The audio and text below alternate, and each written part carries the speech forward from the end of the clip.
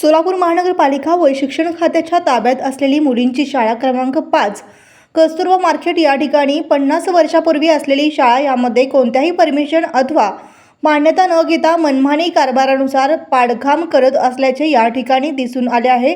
या अगोदर पडीक असलेल्या शाळा किंवा कोणाच्या हातात मालकी म्हणून दिली जात नाही। त्या जागेचा मालक जरी वैयक्तिक असेल तरी त्याला दुसरी जागा अथवा त्याचा मोबदला दिला जातो असा निकाल ही न्यायालयाकडून दिला जातो। परंतु शाळा पाडण्याचा अधिकारही कुणालाही नसताना मनमानी कारभारानुसार हे शाळेचे पाडकाम होत आहे। यामध्ये जे अधिकारी व संबंधित व्यक्ती पाडकाम केलेले आहेत त्यांच्याकडून शासन कायद्यानुसार गुन्हे दाखल करून झालेली नुकसान भरपाई पूर्ण करून घेण्यात यावी, अन्यथा संस्थेच्या वतीने तीव्र आंदोलन करण्यात येईल असा इशारा संस्थेचे अध्यक्ष विश्वभूषण कांबळे यांनी दिला आहे। या बातमीचे वृत्तसंकलन इंडियन न्यूज फास्टचे उपसंपादक प्रवीण चौरगी यांनी केले आहे।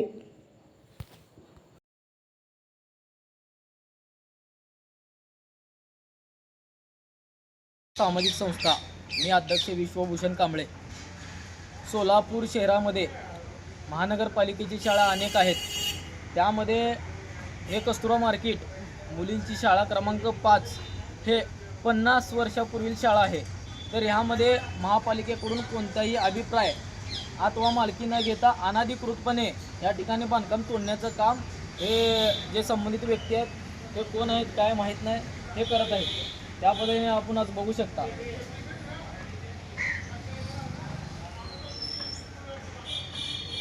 तर त्यामध्येच हे अनेक 50 वर्षापूर्वी असलेली शाळा हे मुलींची शाळा क्रमांक 5 याची दुरुस्ती करून पुनर्वसन करून या ठिकाणी या शाळेची चांगली देखभाल करण्याकरिता महापालिकेच्या ताब्यामधले असलेली जागेमध्ये या ठिकाणी अनधिकृतपणे बांधकाम तोडत आहेत का अशी शंका या ठिकाणी निर्माण झालेली आहे।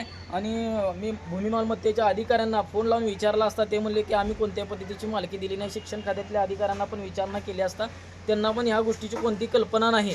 तर संबंधित जे अधिकारी जे व्यक्ती आहेत जे इसम आहेत ह्यामध्ये कोण आहेत किती आहेत काय या गोष्टीची कल्पना नाही।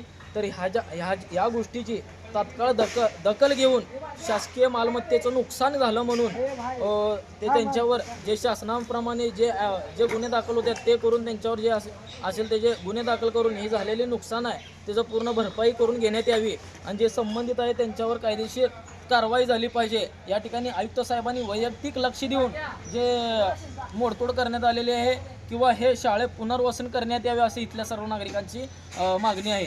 आणि जे संबंधित जे आहे ते पूर्ण जे नुकसान झालेलं आहे त्याची पूर्णतः त्या संबंधित व्यक्तीकडनं भरपाई करून घ्यावी, अन्यथा आम्ही संस्थेच्या वतीने या संदर्भात जास्त करून लक्ष देऊन तीव्र असे आंदोलन केल्याशिवाय राहणार नाही असा प्रशासनाला महापालिका जे आहेत त्यांना मी इशारा देतो।